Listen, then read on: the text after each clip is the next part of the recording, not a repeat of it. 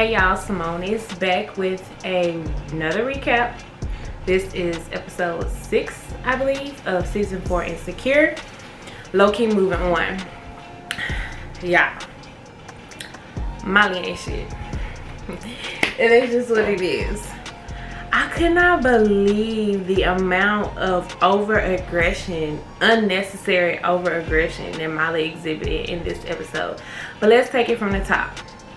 So, absolutely love the Waiting to Exhale shirt that Issa has on when the episode opens up. I gotta go find that. It's probably at Urban or somewhere like that. But love that shirt. And it only took half the season for us to see Nate. Hey, Nate! From the H, the character and the real person. So good to see him. He's such a good guy. He ghosted, but I think he probably ghosted for a good reason. Hurricane Katrina or something. Not Katrina, what was her name? I can't think of it, but it was a really bad hurricane that year in that season here in Houston. And maybe his family was affected by that and that's what made him ghost. But nonetheless, that is then, this is now, he is back and he is hooking it up. Thank you, friend. At least somebody know how to be a friend, right? So it starts with Issa hooking up with Nathan online, and then they start talking, texting, and then we'll see a little bit more about that later. The block party has finally arrived, and I'm so glad that they didn't drag the block party on until the end of the seasons, because this is something she's been doing and working and planning on since last season. So it was about time. It was like, outside of talking about it, let's see what's gonna happen. And it was bomb. I'm so happy for her. I too suffer from imposter syndrome. When you accomplish things, and no matter how small or great, it's hard for you to appreciate your accomplishments because you feel like you're gonna be outed, like this isn't something you really did or deserved. So I totally feel for Issa in that sense. I don't know if you guys watched the wind down after the show with her and another something Penny. He's a producer, but it's really good, and I love the banters that they have afterwards on wind down with Issa and the other producer. When the girl was like, y'all got me too close to the stage, bass give me anxiety. Me, same sis. Bass, since I've gotten older, the couple times that I've gotten out of the house since I had my kids, why the music so loud everywhere? I cannot deal. I cannot handle it. Same sis. And then Issa sees Condola. She runs into Condola, and Condola's like, what, Lawrence didn't tell you? No, he not my dude, he yours. But they broke up, and we could see that from a mile away. I told y'all last review that was gonna happen. They wasn't gonna be able to stick it out. There were too many insecurities between them personally. Her being a fresh divorcee, and then him out of a 5-year relationship. It was like, y'all too insecure to be together being insecure. So I knew that was happening. I was congratulating Condola in my early reviews on how adult and upfront she was. I don't see the point in her ghosting Issa. I thought that was hella whack. Like, just tell her what's going on. But I mean, people come in your life for a reason in the season. She served her purpose, and now y'all broke up. Oh well, move on. I love Kelly and Tiffany. I always say that, but I do. I love them so much. I love Kelly's pantsuit, that aqua blue, this type of, you know, that's a new thing or whatever, this satiny feel. So cute with her tennis. And Tiffany too. I'm so happy for Tiffany being able to get out of the house after the baby. I'm feeling like there's going to be some postpartum depression coming on with Tiffany real soon with the first day. The dude that she was dating, Kelly, her date, he's dense. Obviously this girl is not British. Like, why are you so dense, bro? Your dress too tight, or did they shave your size down too low? I thought it was hilarious that everybody that was early to the block party was of the Caucasian persuasion.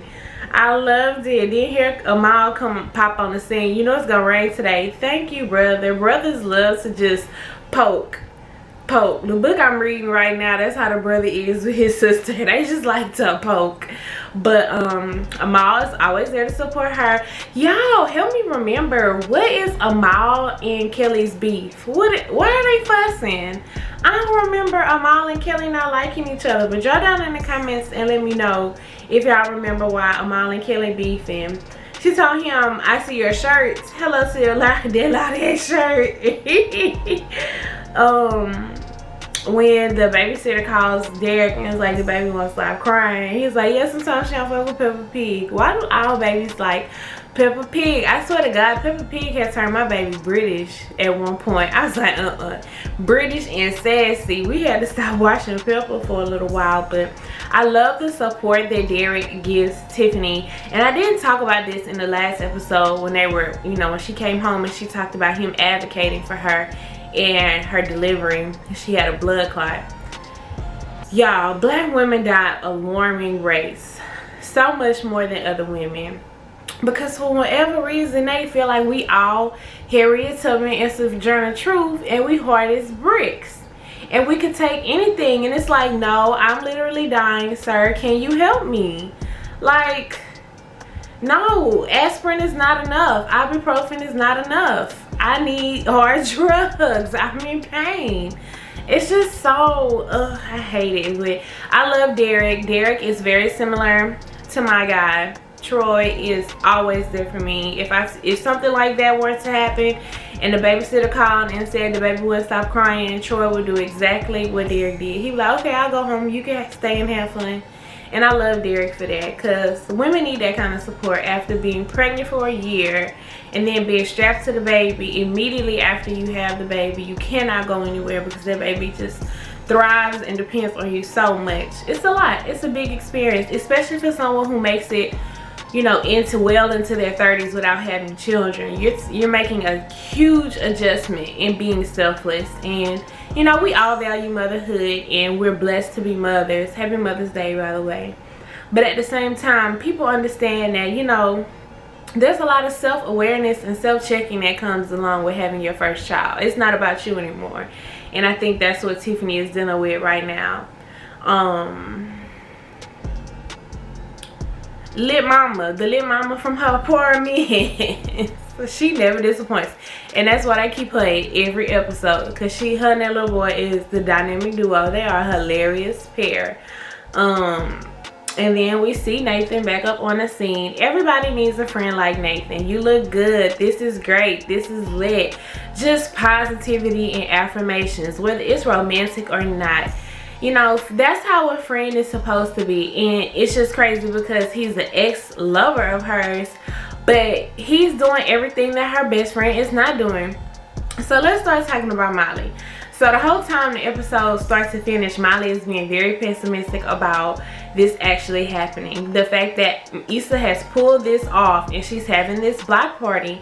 And I'm starting to see what everybody else is saying. Like, my justification for Molly has always been she's tired of being a friend that has it together, but at some point she got to snap out of that. And when your friend has accomplished something so great with little to no resources to begin with, congratulate her. The situation with Lawrence and Condola, Issa deserves a lot of respect and congratulations for being able to navigate that in that mature and positive way. You know, that could have been really messy really soon, and it didn't turn into that for Issa. She navigated that in a very adult way, but Molly is just so stuck on herself.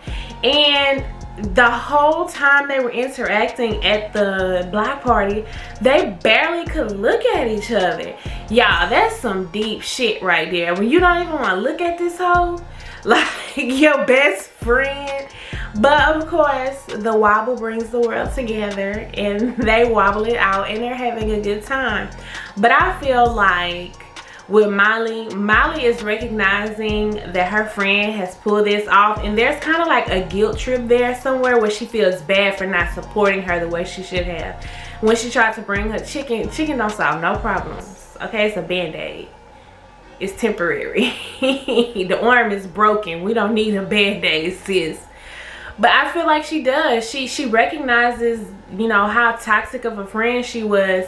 And when Andrew told her that he helped her, that was a way for her to scapegoat her feelings and be like, oh, I knew it. I knew she was gonna fuck up. You know, I'm cussing nobody. I knew she was gonna mess up. Like, instead of being able to hold that burden of you not supporting your friend and you feeling bad about it, she was like, oh no, well, X that, I don't feel bad no more because you stabbed me in the back. Now, is that stabbing somebody in the back though? One thing I can agree with Molly on is I don't want my man keeping secrets from me, especially when he dealing with my friends. I feel like that's a red flag in any relationship. No secrets around here. I should never be on the outside of the inside joke with y'all. But Issa didn't do anything negative. She needed help. She was desperate. So I get where Issa was coming from. I didn't involve you. So if this didn't work out, it wouldn't have been like, oh, well, Molly hooked me up with you. You know, it's his roommate. And that's the thing. It's not like it's just his homeboy. They live together. Which, why he worked for Live Nation and he got a roommate? But that's not my business.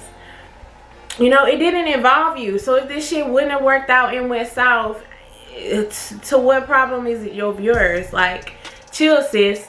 Her confronting her in public and cussing her and jumping all in her face, like, sis, that's aggressive. Like, why are you so mad at me? You that jealous? Like, in front of all these people?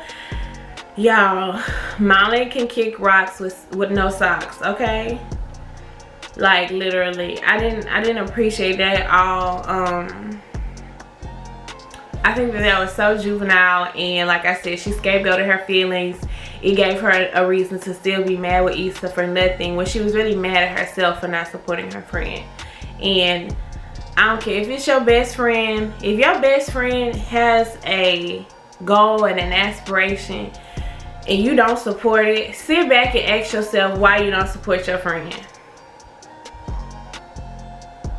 Simple. Just, if that's you, if you can relate to that situation, if your best friend is doing something positive and working towards a goal and you don't support it, ask yourself why. And then maybe you be putting your feet in Molly's shoes. Beyond that, why was Koya's nose bleeding like that? That's nasty, girl. Do you have hand sanitizer? I think that Molly would have been more satisfied if Issa had failed, and that's really, really sad. So this episode was good. We finally got to match up what was going on when Issa was like, I don't F with Molly no more, and she was talking to Nate of all people. I'm so glad we have 6 episodes left. Who knows, within the next 6 episodes they could come back together, which I'm hoping. You know, I'm never supportive of friends no longer being friends. I think every friendship, as long as she ain't steal your money, screw your man, or do nothing like that, every friendship deserves a second chance, and I'm rooting for them. But this episode did it. Baby, they thought she got a gun. Kelly lost that accent so fast. I'm from Philly. Well, I thought she was from. He was so dense, child. That thing says 2 branches in American government. One is the president and one is Bank of America. Who taught you that? Did you hear that? Anyway, y'all, this is a really good episode. I loved it. Don't we all just love Insecure? We made it halfway through the season doing reviews. We're going strong, and I'm pushing through. We're gonna do this every week, so I'll see you guys on next Monday with another review and recap of Insecure. Please be sure to like, share, and subscribe, and I'll see you guys in my next video. Bye.